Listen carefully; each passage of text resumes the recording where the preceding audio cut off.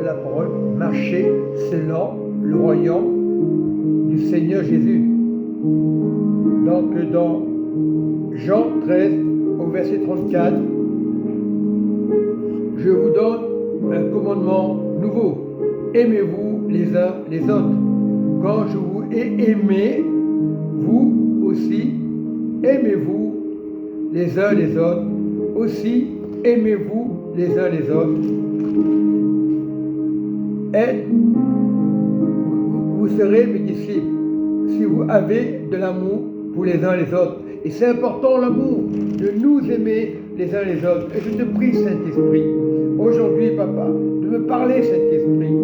Oui, Saint-Esprit, avec amour, courtement dans mon cœur, afin que cette parole soit donnée avec grâce et amour. Je reprends la parole du Seigneur Jésus, Jean 13, au verset 34. Je vous donne un commandement nouveau. Le commandement n'a pas changé. Il est encore dans nos cœurs. Il est le royaume. Aimez-vous les uns les autres. C'est ce que doit faire le croyant. Quand je vous ai aimé, vous aussi, aimez-vous les uns les autres. Verset 35. À ceci, tout connaîtront que vous êtes mes disciples, si vous avez de l'amour les uns pour les autres. Tu es disciple du Seigneur. Tu sais que Jésus est le premier. Tu sais que Jésus est l'alpha et l'oméga. C'est normal. Jésus avait de l'amour. Sur la terre, il était 100% homme et 100% Dieu. Mais il était le Père. Dieu est venu sur la terre. Dieu a donné un Fils. Mais le Fils unique, c'est le Père. De nous aimer les uns les autres. Aujourd'hui, il y a des guerres, c'est vrai.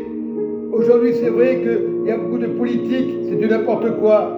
Mais aujourd'hui, ne regarde pas la politique, ne regarde pas la guerre, de nous aimer les uns les autres. On veut être des maillons forts. L'Église doit être remplie d'amour. Beaucoup diront, il ne faut pas aller à l'Église. Non, tu sers le Seigneur sans être hypocrite avec ton frère et ta sœur, sans être hypocrite avec tes voisins. Si tu as la vérité, pourquoi tu cherches les problèmes? Non, ne cherche pas les problèmes. Beaucoup sont persécutés. Si tu es musulman, on va te persécuter. Si tu es témoin de Jéhovah, on va te persécuter. Si tu es catholique, on va te persécuter. Tout ça, ce n'était pas debout. Parlons du royaume de Jésus. Quand Jésus est venu sur la terre, il n'a pas cherché à comprendre. Il a dit la vérité. Et c'était un message d'amour. Aujourd'hui, on parle de l'évangile, on parle du message d'amour, mais il n'est pas dans les cœurs. L'Église doit se réveiller. L'amour doit se réveiller. Ce n'est pas le fait d'être musulman, chrétien. C'est le royaume de Dieu. Au temps de Jésus, il n'y avait pas de système. Il y avait une seule foi. Et c'était Jésus, le Saint-Esprit. Soyez remplis du Saint-Esprit. Quand tu vas le dimanche, sois rempli du Saint-Esprit. Quand tu commences à prier le lundi, sois rempli du Saint-Esprit. Un jour ou l'autre, tu partiras. Mais ton âme est sauvée. Tu es capable de guérir. Oui, physiquement, il est capable de le faire. Le principal, c'est Jésus. Il y avait 10 lépreux. Et un était fidèle. Jésus a guéri les 10 lépreux. Ils sont partis, mais ils ont été guéris. Mais un fidèle, parce qu'il avait compris le plan de Dieu. Et je te dis, depuis 2000 ans, les problèmes sont toujours là. Il y a eu toujours des morts. Mais celui qui est dans la résurrection, c'est le plus important. De nous aimer les uns les autres. Aujourd'hui, on va de l'église en église. On les appelle les chrétiens papillons. Et ceux qui nous parlent de papillons, ils ont été papillons. Et maintenant, ils vont te dire, on quitte parce qu'on sait que ce n'est pas la vérité. C'est des excuses de l'ennemi. Si tu es bien pour Jésus, ne sois pas bien pour un pasteur, ne sois pas bien pour une doctrine. C'est le royaume. Tout a été donné le jour de Pentecôte.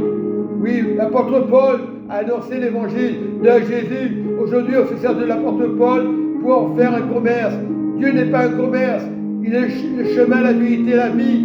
L'or et l'argent lui appartient. Et quand tu comprends le message de Dieu, tes finances ne seront jamais détruites.